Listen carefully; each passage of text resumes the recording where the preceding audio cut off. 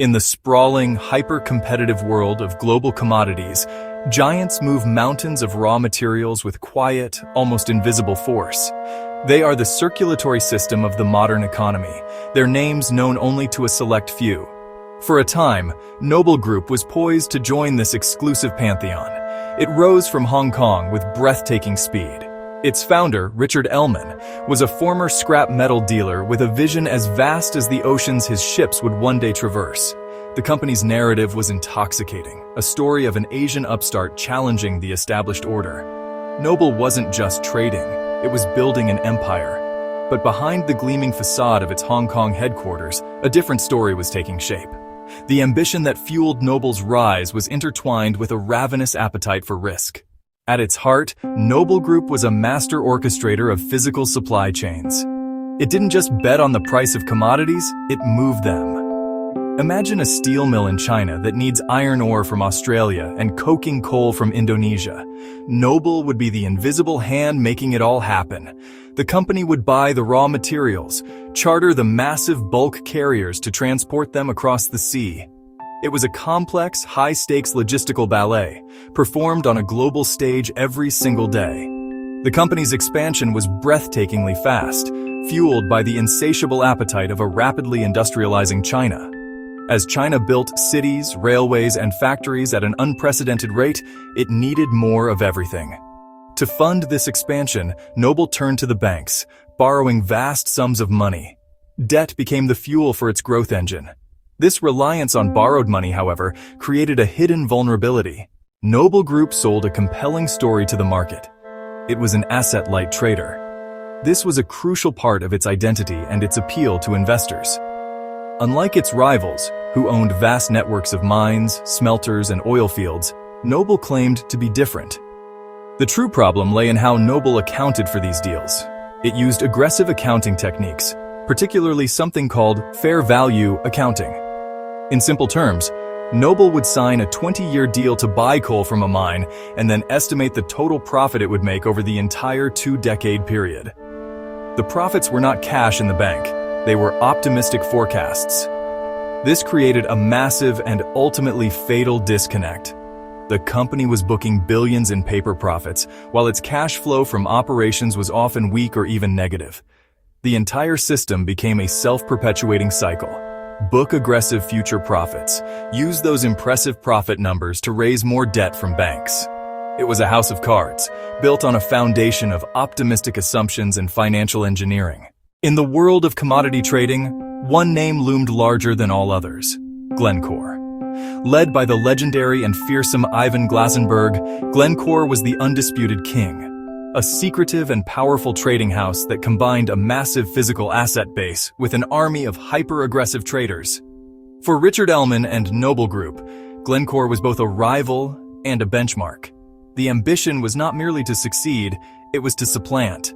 Noble wanted to be Asia's answer to Glencore, to build an empire that could match its scale, its profitability, and its global influence. This ambition drove Noble to push the boundaries of risk. To catch up to a behemoth like Glencore, which had been built over decades, Noble had to grow faster and take bigger chances. It was a high-wire act. While Glencore's profits were backed by the cash flow from its physical operations, a significant portion of Noble's profits were mark-to-market gains. The chase became an obsession. Noble expanded into energy trading, metals, and agriculture, trying to replicate Glencore's diversified portfolio. It was trying to build a skyscraper on foundations meant for a much smaller building. For years, the Noble growth story was so compelling that few dared to question it. But by 2013 and 2014, the global commodity boom that had powered Noble's rise began to falter. China's economic growth started to slow, and the prices of key commodities like iron ore and coal began to slide.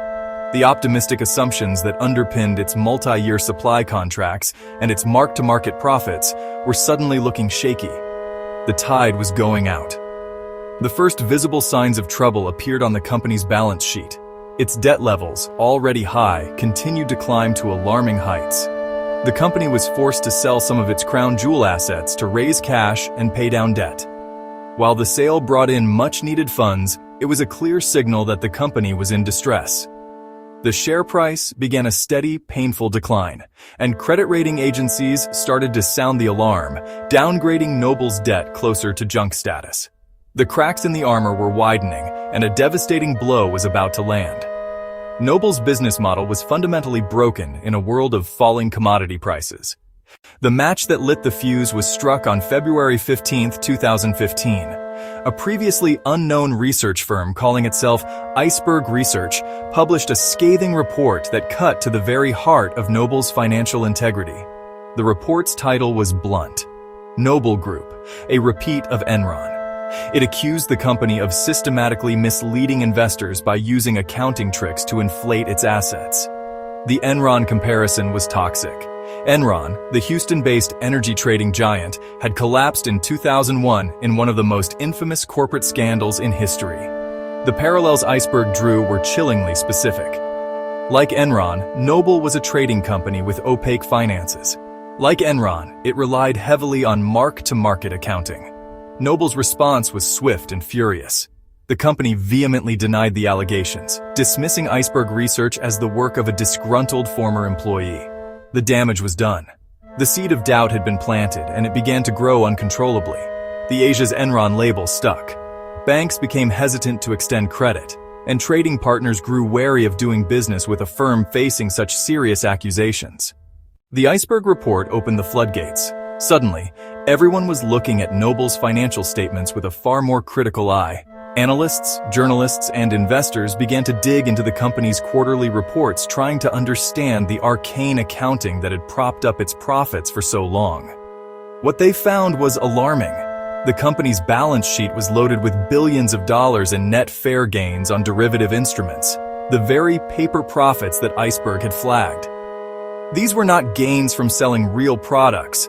They were management's best guess about the future value of complex, long-term commodity contracts. As commodity markets soured, these optimistic forecasts became detached from reality. The company was forced to take massive write-downs. This triggered a vicious downward spiral. In 2015 alone, the company posted its first annual loss in over 2 decades. The losses wiped out the company's equity. Seeing the equity vanish and the debt remain, credit rating agencies slashed Noble's rating deep into junk territory. This was a critical blow. The house of cards, so carefully constructed over 2 decades with aggressive accounting and relentless ambition, was now collapsing under its own weight. The final collapse was as swift as the rise had been spectacular. With its credit lines frozen and its credibility destroyed, Noble Group was a shadow of its former self. The company that once aimed to conquer the world was now fighting a desperate battle to simply exist. In a last-ditch effort to avoid bankruptcy, the company proposed a massive and controversial debt-for-equity restructuring. This proposal was devastating for shareholders. Many of them were small retail investors in Singapore who had put their life savings into what they believed was a blue-chip stock. Now they were left with shares that were virtually worthless. The fallout extended far beyond the shareholders. Thousands of employees around the world lost their jobs as the company shut down desks and closed offices. The firm's demise left a void in the market, disrupting supply chains and creating uncertainty for both producers and consumers of raw materials. The great unwinding was complete.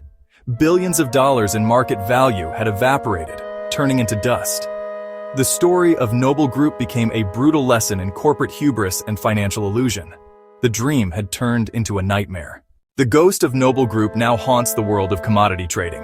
Its collapse serves as a powerful and enduring cautionary tale. It exposed the hidden dangers lurking within the opaque and lightly regulated corners of global finance. The affair was a stark reminder that reported profits are not the same as cash, and that complex financial engineering can be used to mask profound weakness. This case highlighted the urgent need for auditors and regulators to apply greater scrutiny to such subjective valuations. The failure was systemic, a chain of broken checks and balances that allowed the problems at Noble to fester for far too long. Today, the world of commodity trading is more cautious. The Noble collapse forced a painful reckoning. The echoes of Noble are a constant warning, a reminder that behind the numbers and the complex jargon, the old-fashioned virtues of cash flow, transparency, and trust are what truly separate sustainable enterprises from houses of cards. waiting for the first gust of wind to blow them down.